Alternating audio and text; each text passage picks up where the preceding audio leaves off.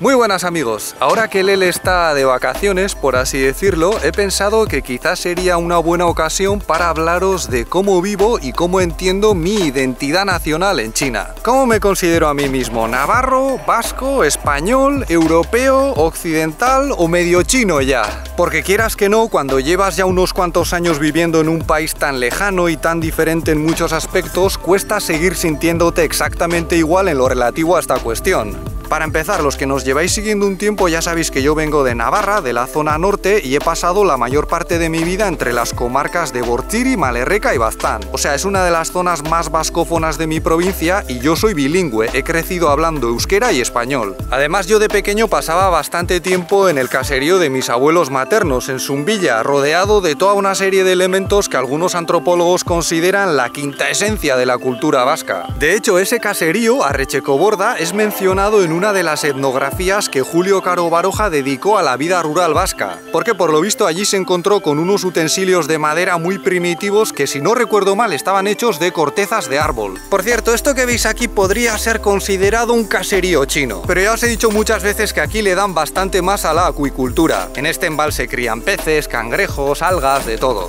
Entonces, si me preguntas si soy vasco o navarro, yo diría que los dos, porque soy originario de la provincia de Navarra, que está situada en el norte de España, pero he crecido en un entorno en el que se habla mucho euskera, es muy euskaldún, y rodeado de toda una serie de elementos que generalmente se asocian con lo que entendemos por cultura vasca. En mi familia hemos tenido aizkolaris, miembros que cortaban troncos como una forma de deporte, aficionados a los berchos, una forma de canto improvisado, pero claro, esta realidad que a mí me parecía un universo en sí mismo resulta diminuta, muy lejana y prácticamente desconocida para la mayoría de los chinos. Los chinos conocen bastante bien el mundo occidental, pero en los últimos años, debido en parte al fin del conflicto vasco, nos han perdido un poco la pista. A ver, de vez en cuando todavía me sorprendo cuando aparecen algunas cosas de allá por aquí, como por ejemplo las boinas de los Egi, que fueron bastante famosas hace un tiempo, por una chica japonesa que se las probó en Tolosa y fue algo muy visto aquí, y recientemente algunas tiendas de dulces de aquí, pero más bien en las ciudades, están ofreciendo algo llamado pastel vasco, que a lo mejor probaremos un día, aunque yo no sé si tiene mucha pinta de lo que nosotros entendemos por pastel vasco.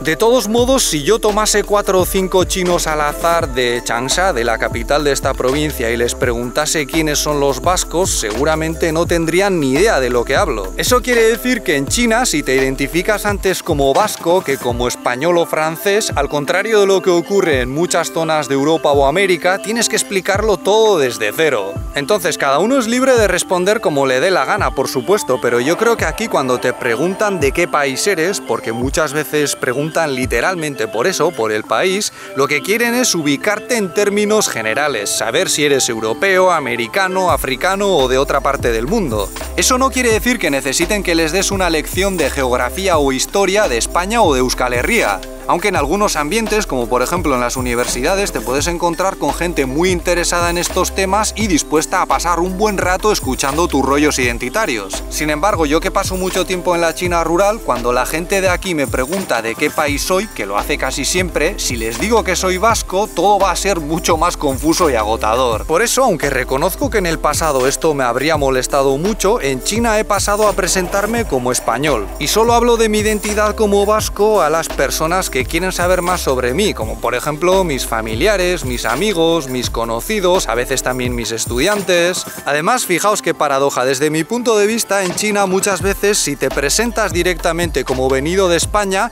es más fácil que te acaben ubicando de forma más específica que si comienzas explicando quiénes son los vascos. Y esto se debe principalmente a la gran popularidad de la que disfruta la Liga de Fútbol española en este país. Cuando a un chino le dices que eres español o que vienes de España, es muy probable que te diga: ¡ah, sois muy buenos al fútbol! Y que incluso te mencione algún que otro equipo famoso. Y ahí es cuando les hablo, por ejemplo, del Athletic de Bilbao, aunque yo soy del Osasuna, y les digo: yo soy de esa zona, yo soy vasco, y todos contentos. Si quieren saber más, ya me preguntarán, y si no, no pasa nada, no me complico la vida. A veces cuando menciono Bilbao no puedo evitar hacer un chascarrillo en mi foro interno, y me imagino diciéndoles: no, si vosotros también sois de Bilbao, solo que de las afueras, del este, los chinos también son vascos. vascos, lo que pasa es que todavía no se han dado cuenta. Por otra parte, ya os he contado en varias ocasiones que yo vine a China para hacer una tesis de sociología y tenía que entrevistar a unos cuantos universitarios para que me explicasen por qué estudiaban tan duro. Pero claro, no puedes ponerte a hacer entrevistas en profundidad con el primero o la primera que veas. Antes hay que lograr un mínimo de confianza con ellos y a mí me pareció que la forma más fácil de conseguirlo era enseñando español, que es un idioma cada vez más popular en este país. Ni yo adolescente al verme de aquella manera en el futuro habría pensado, vaya traidor, urde traidor ya. Pero aquí viene la paradoja, porque gracias a las clases de español yo he podido hablar a más gente sobre quiénes son los vascos e incluso he dado alguna clase de euskera. Pero a ver, eso no quiere decir que yo les esté todo el rato dando la turra con el tema, que les hable de política o que les presente a los vascos como mejores que los españoles. Solo quiero decir que como profesor de español he tenido más oportunidades para hablar de la identidad vasca, pero igual que las tendría un madrileño para hablar de su identidad local, que también existe. Es más, yo creo que en algunas universidades de China en estos momentos existe la posibilidad, si es que no se ha hecho ya, de que desde el Departamento de Español se establezcan relaciones con centros educativos o empresas de mi tierra para enviar estudiantes chinos que se manejen con el español y que hayan recibido alguna clase de euskera. No me parecería una locura porque lo he visto con lenguas de no demasiados hablantes, pero como acabo de sugerir, la forma más fácil de hacer esto seguramente es a través de un departamento de español. Ya sé que a algunos el cerebro les estará haciendo catacroc con las cosas que estoy diciendo, pero es que la vida da muchas vueltas y los conflictos entre identidades y lenguas se ven muy diferentes cuando pones distancia de por medio. Al mismo tiempo, en el mundo vasco, después de dar muchas vueltas con las definiciones de lo que se supone que somos, una de las propuestas más exitosas ha sido la de definirnos a través de la lengua. Es vasco el que habla euskera. De hecho, en euskera, cuando decimos que un sujeto es vasco, decimos que es euskaldun, que habla nuestra lengua. No usamos palabras que se refieran al territorio. O sea, vivas donde vivas y seas como seas, si aprendes euskera, eres euskaldun, eres vasco. Pero claro, yo desde que vine a China también hablo menos esta lengua, entonces ¿se podría decir que me he vuelto menos vasco? Pues desde este punto de vista sí. Aunque cuando Lele tenga a nuestro nene o nena, también es bastante probable que yo le hable en euskera de forma natural, que me salga a hacerlo tal cual. Entonces nuestro bebé será chino por cuestión de nacionalidad, aunque con la opción de volverse español gracias a la nacionalidad de su padre, y vasco si es que aprende euskera. Y ahora, después de muchos años dándole vueltas al asunto, no entiendo por qué estas identidades tienen que ser mutuamente excluyentes. También hay gente de mi tierra que me ha dicho, ¿por qué no haces vídeos en euskera? Los haces en español porque te ve más gente y así el canal va mejor. Pues sí, el euskera es una lengua con pocos hablantes a nivel mundial y esto juega en contra de quienes la usen para desarrollar una carrera o pseudocarrera en las redes sociales, porque es un mundo muy precario. Pero ¿quién os dice que cuando tengamos al bebé no me vayáis a escuchar de vez en cuando hablándole en euskera?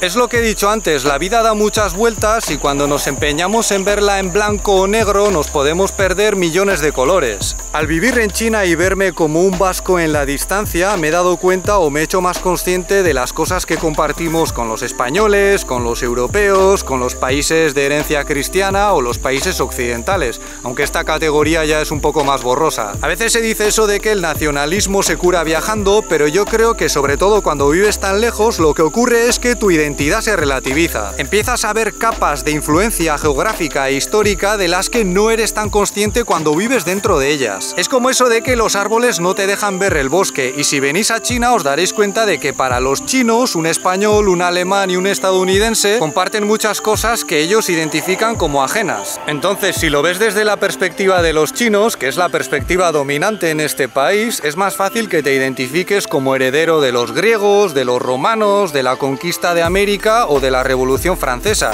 que son cosas que en China ni se olieron o se vivieron de forma muy diferente. Y todo esto hace que cambie la forma en que experimentas tu identidad local. Vale, ya estamos de vuelta en la ciudad y mirad qué boina me ha comprado Lele. En este país puedes encontrar de todo y cuidado, que es 100% de lana, ¿eh? A mí en mi tierra me daría un poco más de cosa vestir esta prenda tan característica porque normalmente lo hacen los mayores, pero aquí no pasa nada porque ya me miran igual con la cara que tengo. Dirán, mira, es extranjero, tiene un sombrero un poco raro, ¿no? Bah, serán sus cosas. Ojo, en China se llegaron a construir frontones en los que se jugaba pelota vasca, pero aparte de estas anécdotas históricas y de que yo me ponga la boina para hacer un poco la gracia, aquí para mí es muy difícil encontrar gente con la que hablar euskera cara a cara y carezco de gran parte de la base material sobre la que se apoya mi identidad como vasco. Y no creáis que a mí, por haber crecido donde he crecido, me entran ganas de ponerme a levantar piedras o cosas por el estilo. Pero a la larga, al estar en un ambiente tan diferente, el impulso de comportarme como un vasco se me ha ido desgastando, porque no tiene a qué agarrarse. Y la cultura o la identidad sin un buen agarre no son nada. Yo no sé si un día llegaré a identificarme como chino, pero de momento ni me lo planteo porque además es muy difícil conseguir la nacionalidad. Y aunque llegase a dominar el mandarín estándar o una variante local, mi aspecto me suele delatar como extranjero. Aunque ya os he dicho muchas veces que esto no implica necesariamente que yo no me pueda integrar en su sociedad. Yo aquí, como vasco, navarro, español, europeo, occidental, disfruto de un buen trato, la gente no me desprecia, no se mete conmigo y de hecho gozo de oportunidades laborales mejores que las del chino medio y tengo acceso a prácticamente todos los bienes y servicios. Y a mí me parece que precisamente esto último es muy importante para suavizar las tensiones entre diferentes identidades. Porque al final, si hay prosperidad, estés donde estés, incluso te puedes construir tu propia burbuja identitaria personal. Yo aquí también podría entrar a grupos de WeChat o de WhatsApp de vascos que viven en China para practicar euskera con ellos, pero al final me pueden la falta de tiempo y la holgazanería. Si tuviese mucho dinero y ganas, hasta me podría construir mi propio choco o restaurante vasco para sentirme ahí más o menos como en casa. Pero la verdad es que en estos momentos tampoco siento esa necesidad, estoy bien tal cual. Eso es todo por mi parte. Si el vídeo os ha parecido interesante, le podéis dar un me gusta, lo podéis compartir o suscribiros al canal. Y si queréis ir más allá, también podéis ayudarnos a través de nuestra comunidad de Patreon, donde tenemos contenido extra y también un grupo de Discord. Es que ricasco por vuestra atención y hasta la próxima. ¡Agur!